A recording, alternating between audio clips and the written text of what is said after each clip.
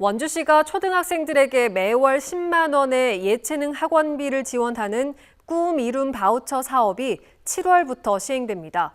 그런데 시행을 닷새 앞두고 원주시가 바우처 사용을 개인 과외까지 허용하기로 결정했는데요. 세부 지침들이 계속 바뀌면서 학원가는 물론 학부모까지 혼란을 겪고 있습니다. 권기만 기자가 취재했습니다.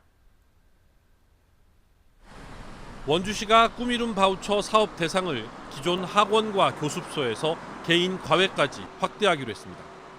개인 과외를 받던 학생들이 바우처 혜택을 받기 위해 학원이나 교습소로 옮기면서 발생하는 교육과정 단절과 과외 교사들의 피해를 최소화하기 위한 조치라는 게 원주시 설명입니다.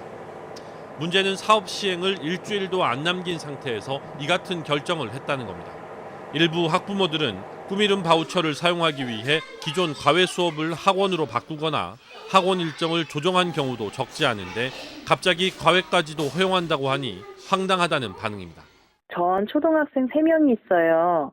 바우처 준다니까 애들 학원비 좀 줄여보려고 과외도 빼고 학원으로 바꿨는데 갑자기 과외도 된다고 하니까 황당하죠. 당장 다음부터 시작인데.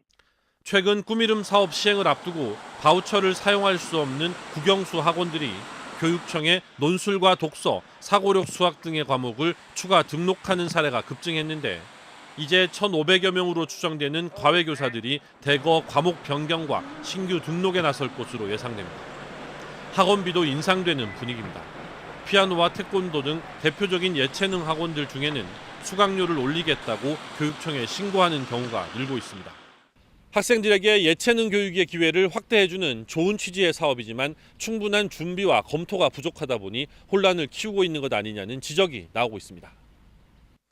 특히 연간 230억의 시 예산이 투입되는 만큼 보다 신중하게 추진했어야 하는데 시장 공약 사업이다 보니 너무 성급하게 밀어붙인 것 아니냐는 겁니다.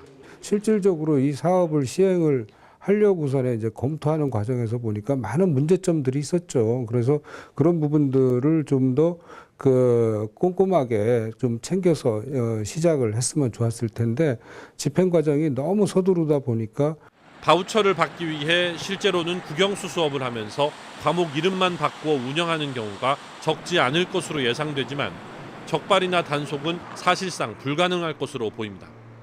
원주시는 사업의 성공적인 수행을 위해 예상되는 문제의 해결책을 찾아 적용하고 바우처 부정 사용이 적발되면 엄정 대응해 부작용을 최소화하겠다고 밝혔습니다. MBC 뉴스 권기만입니다.